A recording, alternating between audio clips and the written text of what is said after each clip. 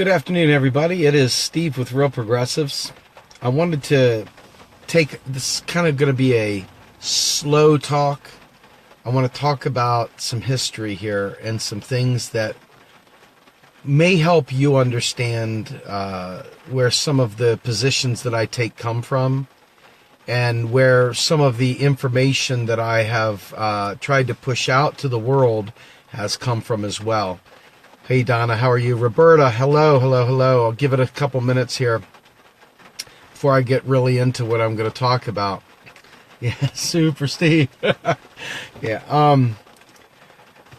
But I think it's really important to understand. I come from an area called Southern Maryland, and Southern Maryland's a pretty damn conservative area. It is a lot of stars and bars. Just outside of the Washington, D.C. area.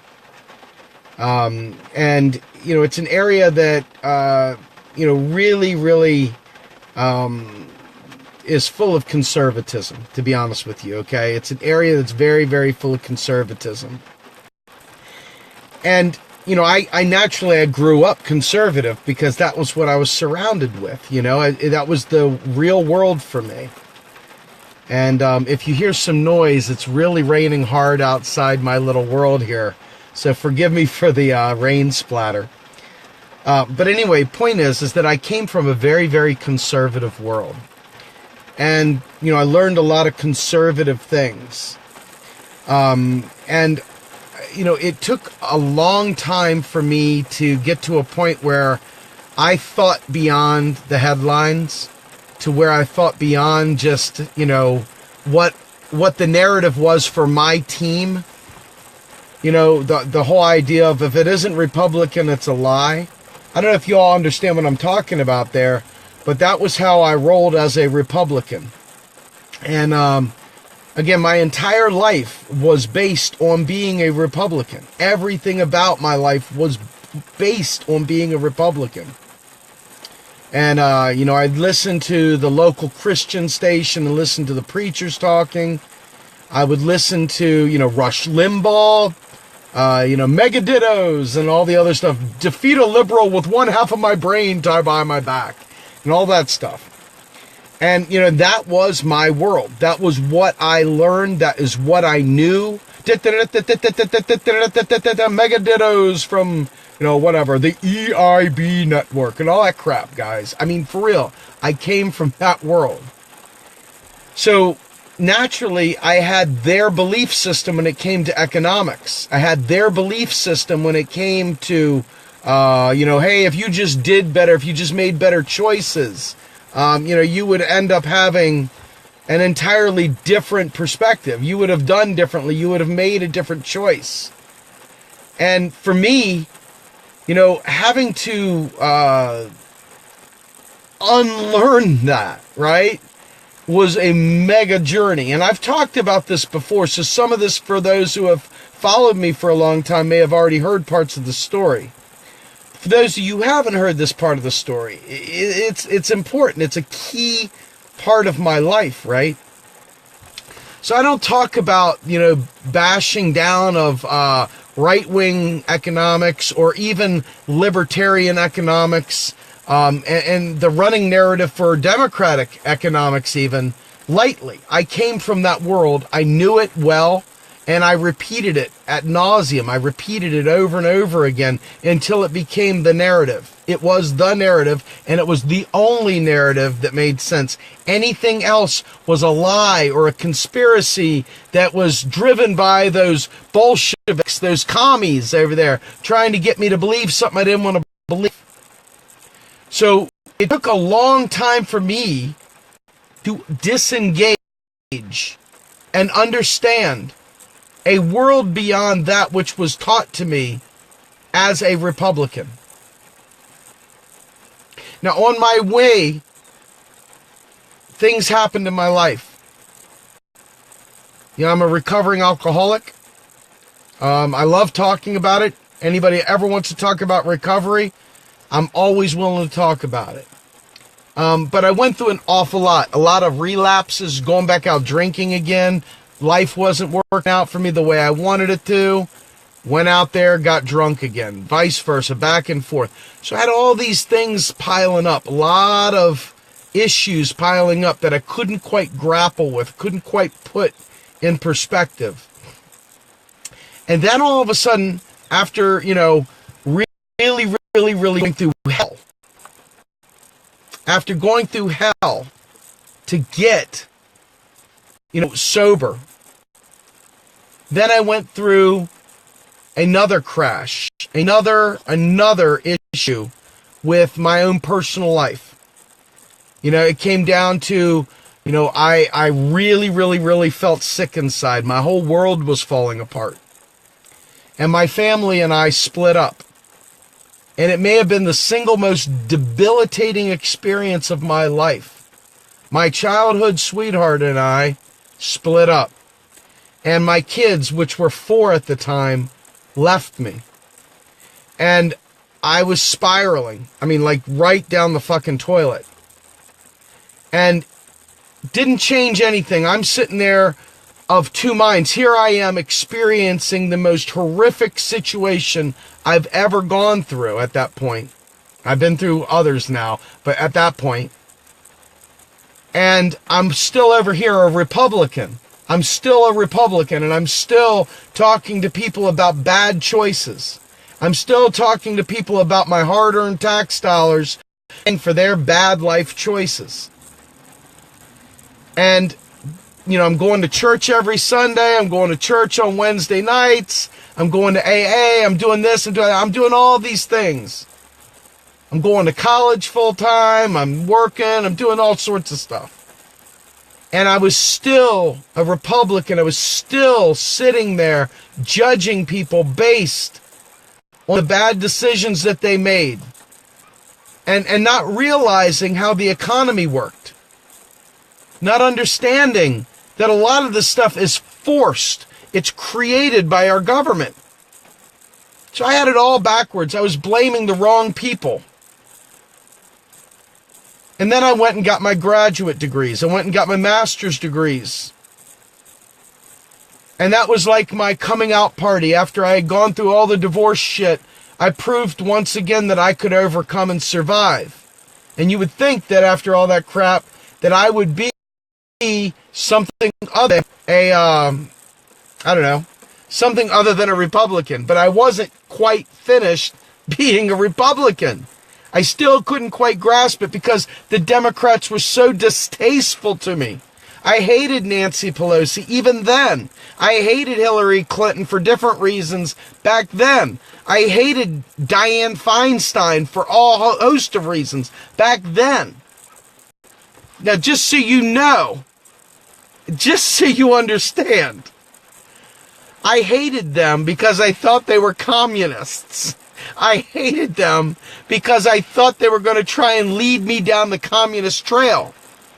Little did I know that they had nothing to do with socialism or communism or anything else. They were a bunch of fucking neoliberals, but I didn't understand.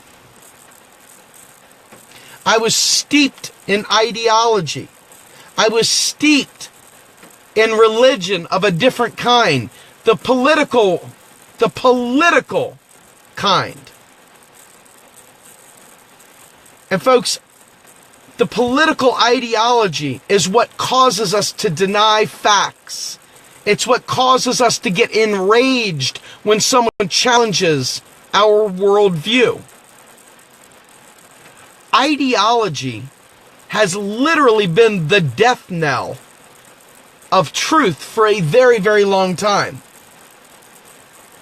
So my next swing from Republicanism was to go into libertarian because I was anti-drug war, I was anti-war, and, I couldn't figure out why the economy was so screwed up, so naturally it's got to be the gold standard. We got to go back to the gold standard.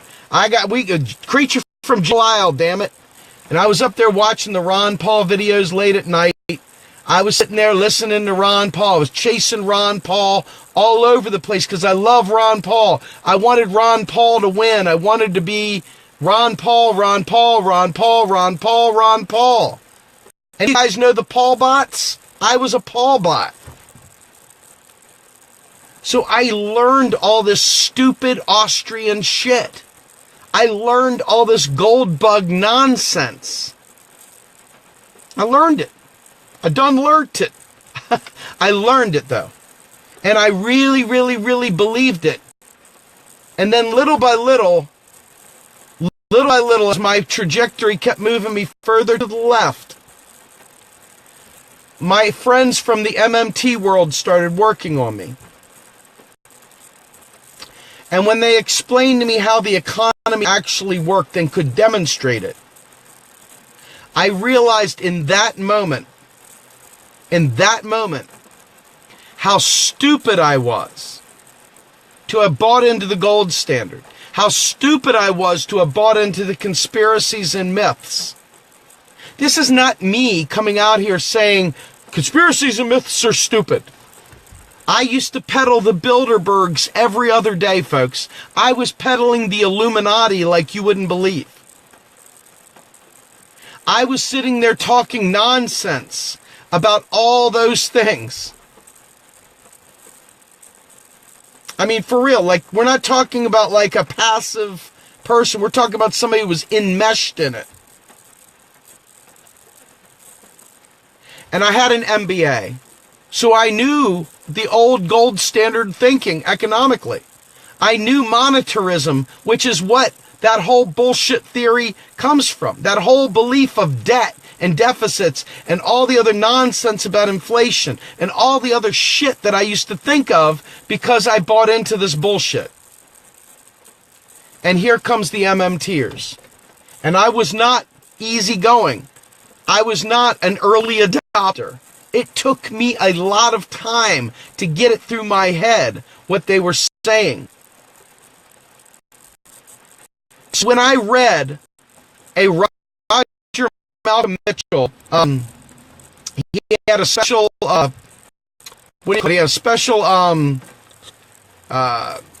article that he had written, and that article that he had written was all about the difference between a monetarily sovereign entity and a monetarily non-sovereign entity, like Greece or Detroit or Puerto Rico, all monetarily non-sovereign.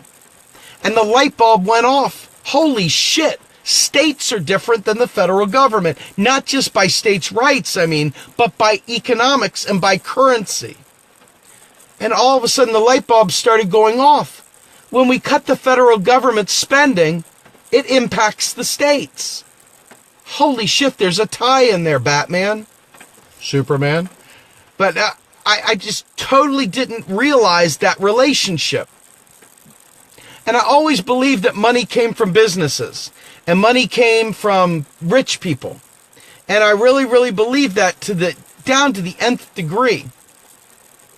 And I believed that the rich had control over my life because they were hoarding all the money.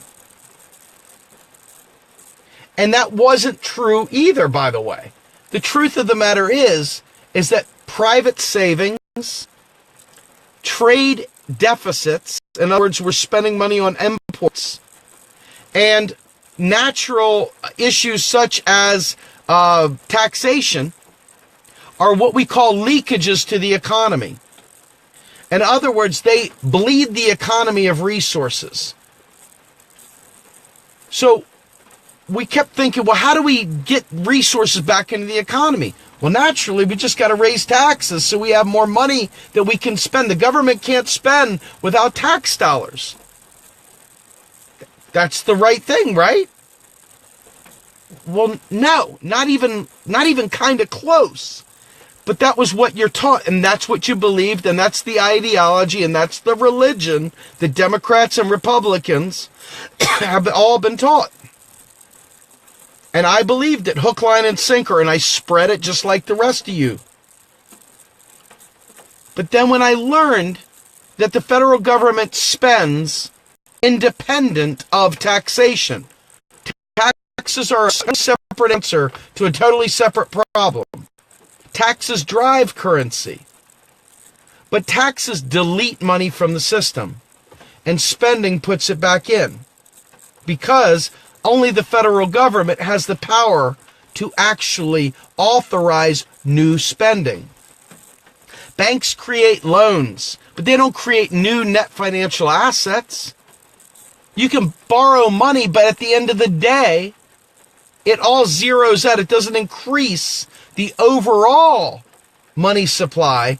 It only actually gives you some borrowed credit. You're actually borrowing something that the bank is then in turn taking the liability of on the balance sheet. And when it's paid off or whatever, it zeroes out. So all this shit was making me crazy. It was hard to understand. And I resisted like you wouldn't believe. All my Republican thinking, all my Libertarian thinking, all my Democrat thinking, by the way, because then I swang to the Democrats. I went Republican, Libertarian, Democrat, and then that was a very, very short-lived moment, 4 years maybe.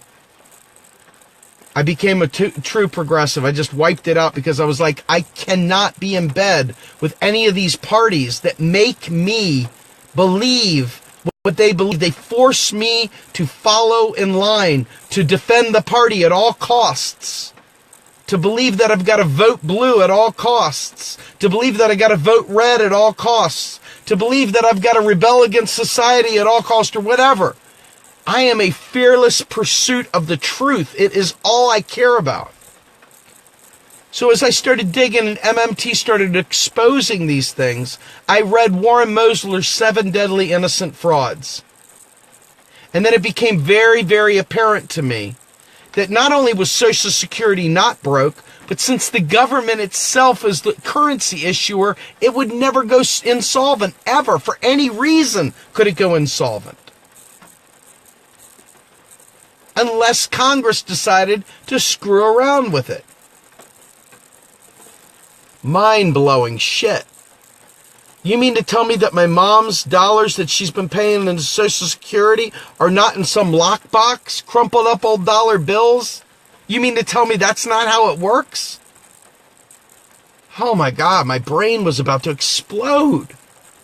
My brain was about to fucking explode. How do you explain this to me? You've been telling me all along since FDR that when I pay FICA that I'm paying into the system and I'll get my money back. Just like a treasury bond, just like taxes, FICA pulls money out of the economy and deletes it. When you get your Social Security check, new money is spent. Each time, every check, every single one, it's printing money. Taxes are unprinting money. Every dollar spent is printing money. Every single fucking time. Not sometimes, not in these times, not in most times. Every single fucking time. Congress spends, that's a new dollar. Congress taxes, that's the death of a dollar. Every time. So, why do we go around saying that we can't afford? Why do we even think that in order to afford single-payer health care, or in order to afford saving the world with green energy, why is it that we think to ourselves, well, we got to cut spending on the military in order to find money to pay for things? Why do we think that? Now, mind you, us cutting the military budget, perfectly legitimate thing as long as you offset it somewhere else. But it's not something that has to be done in order to afford single-payer health care. So why do we continue to perpetuate that and murder U.S. citizens? Couldn't get my head wrapped around it. Too much. Too difficult. Way, way too much to believe. I thought they were full of shit. And so I would stay up late at night reading white papers. I would read any blog, any write-up from these doctors folks. Dr. Stephanie Kelton, Dr. L. Randall Wray, Dr. Joe Firestone. People that have done the peer-reviewed work. Oh, so you tell me it's real shit? Bingo, mother. It is a big, big, big, big, big, big deal that these people are peer-reviewed because it takes the conspiracy bullshit right the fuck out of the equation, doesn't it? Ah, very good. So anyway, point being is that they represent what is called heterodox, in other words, outside the mainstream, heterodox economists. In other words, they're not the establishment.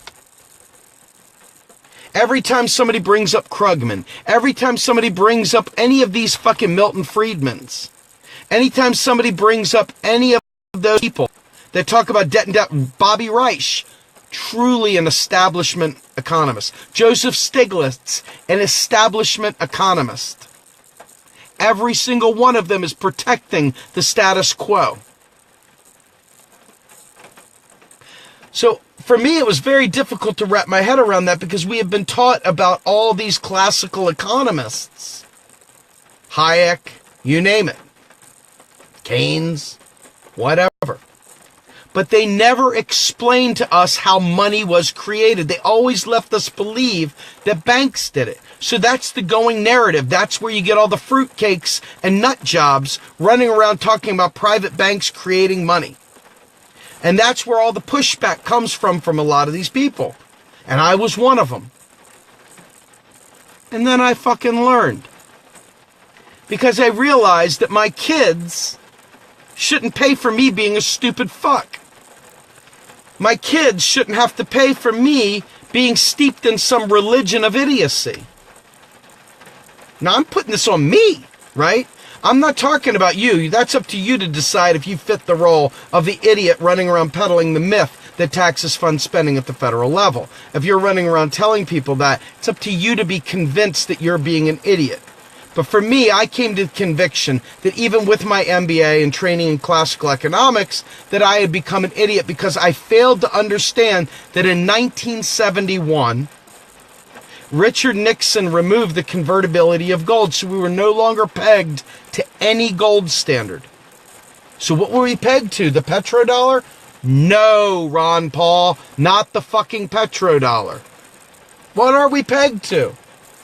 Glad you asked. We're pegged to the full faith and credit of the United States government. Well, shit, that's not great because we hate the government. It's corrupt. It's this, it's that. Yeah. I get it. But that doesn't mean the dollar is worthless because you don't like your government.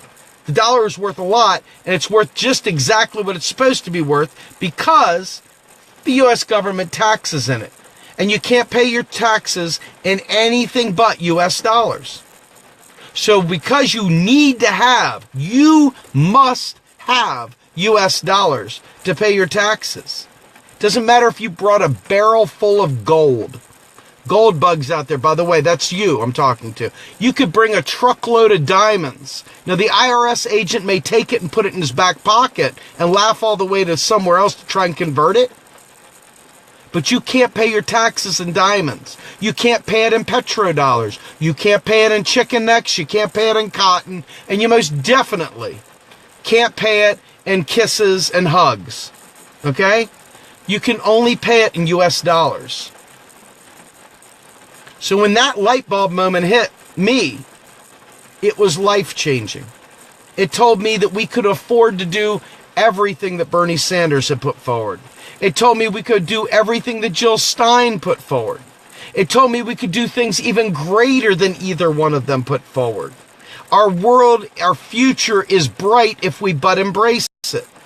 And that was the positive message that I took from it that allowed me to decide to embark on what I've been doing here for the last 2 years. Actually, for longer than that, but 2 years at Real Progressives. Without this knowledge, none of these plans come true. Not one single one of them. Not even a half of one. So there's all these states running around suddenly trying to put single-payer healthcare out to their state. Now, remember in the beginning of this, I talked about how some things were monetarily sovereign, other things were monetarily non-sovereign. So the federal government is federally sovereign. In other words, it can pay whatever it wants, whenever it wants, however it wants. But states can't. States have to tax. So a state has no buffer whatsoever. When people are sick, if these things fail, it looks like it failed for all of us, right? So if the state of California decides to try and implement single payer on its own, and it fails, then the whole nation will think it fails on an erroneous, false paradigm. Single payer at the federal level would be paid for with federal dollars, which means that the government keystrokes them into existence, which is vastly different than the state of California, which requires your tax dollars and a booming economy for it to be able to maintain its single payer health care, or any other state that tried to do it. Federal government pays the money direct. It creates it right there on the spot. States do not. States must tax to be able to afford it. Do you understand the difference between a monetarily sovereign entity like the US government or Russia, the UK, freaking down there in Australia, Canada, Japan? All of them are monetarily sovereign. But the states are not, and they can go belly up. They can go bankrupt in a hurry.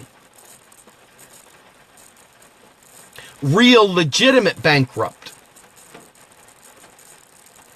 So when all these light bulbs start going off, and you start realizing what I'm saying, you begin to understand that in order for us to have the really, really wonderful, nice experience with the federal job guarantee, with green energy investments made directly from our federal government, with paid family and medical leave brought to you by our federal government, with all these things like free college and college debt relief, complete forgiveness, all of this is only possible at the federal level with an act of Congress. And the party or people that get this through their fucking head first are going to be heroes. They're going to be the people that really have saved the nation and have saved your kids. Because we defeat the liars that say we're on the petrodollar, that blah, blah, blah. We defeat the idiocy that abounds. And we defeat the gold bug morons because they're moronic. Trust me, I once was one. I know what I'm talking about. Morons. Misguided at best. And now we got the Bitcoiners, right? That don't understand that Bitcoin is simply a transaction service. It's not a brand new currency like what we are talking about. It's backed by nothing, and therefore it could fail just like that. That truly is something that could fail just like that because nobody has any need to accept Bitcoin for payment. But damn it, you must accept US dollars by law. You got to use your head and you got to think this through. If you want these things to happen, you must embrace truth or you will be complicit in the GOP's total drive to decimate the public purpose, to decimate the safety net. You will believe when they say Social Security is broke. You will believe that because you have bought the lies. And when they try to do a federal balanced budget, you will buy it because you have bought the lies. And when you have a federal balanced budget, guess what that does? It deprives us from being able to spend on the public purpose when we need to. Oh, but wars, you say. What about the wars? What about them? What about the military? Do you realize because we don't have a federal job guarantee, that the only job guarantee, the employer of last resort, is our military today? Do you realize by denying what I'm saying, you are forcing the country to expand the military because it is the employer of last resort? I hate the military, but I can't believe this stuff about taxes not funding spending. We got to cut the military budget. Well, what are you going to do with all the millions of people that have had to go there for their jobs? Oh, there'll be great jobs also. No, because taxes are fucking deleted. So if taxes are deleted and you're going to cut the military, guess what's going to happen to our economy? Right now, as it stands, it's going to shrink. And we're going to all fucking hit a recession or worse, a massive depression. And what happens with 1% of unemployment a year? It's what, 45, 50,000 suicides? Not to mention homicides from being destitute. How many deaths are okay for you to stay stupid? How many deaths are you cool with allowing to happen as a result of you refusing to understand this truth? How many deaths are you willing to have on your watch because you refuse to teach others?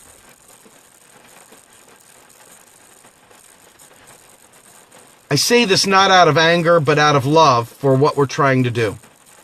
If you don't realize that there are other ways of killing people than just bombs in the Middle East, that by not understanding economics, you condemn the poor to a life of freaking complete destitution and death.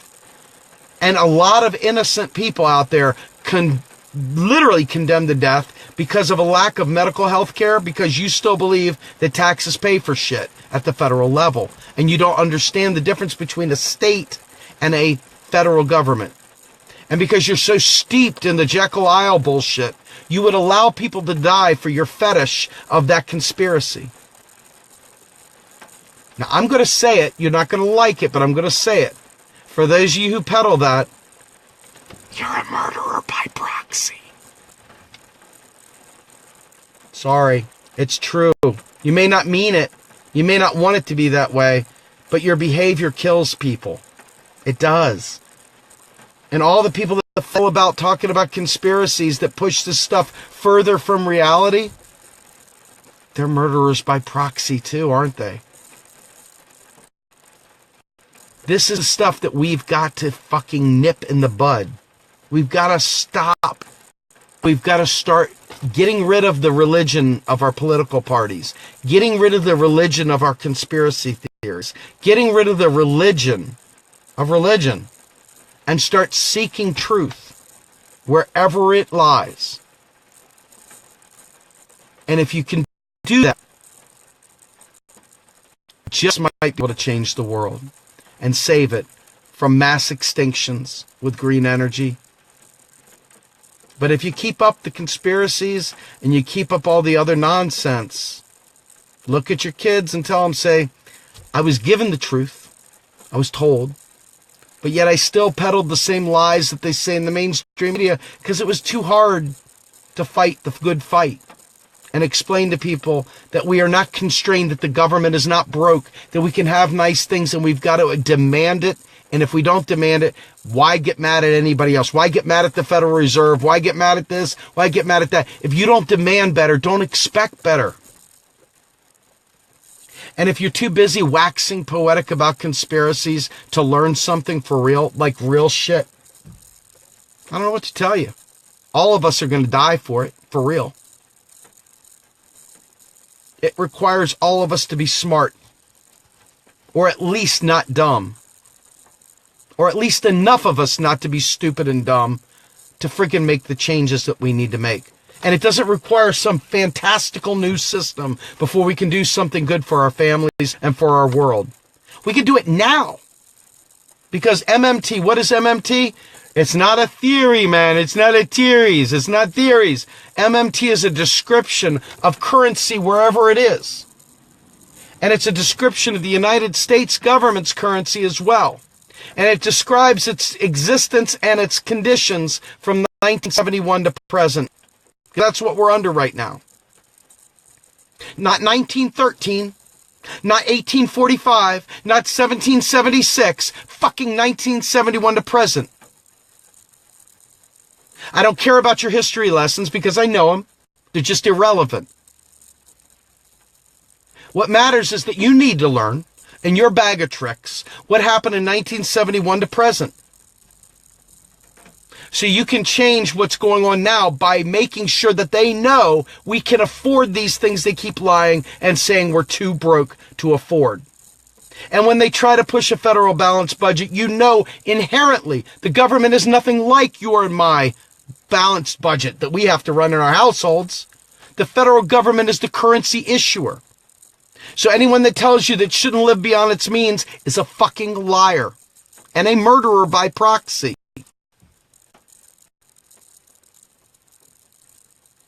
Anyway, folks, this is Steve Grumbine with Real Progressives. Unfortunately, tonight, we will not have the Ellis and Steve show. Ellis is taking the weekend off to get some flooring done and get some big Mama Said projects done. If things permit themselves, I may go live tonight at 8 o'clock. I'm debating about it right now. I think Probably not. I think I'm going to just chill, but we'll see. So with that, I'm Steve Grumbine. Have a great day, everybody.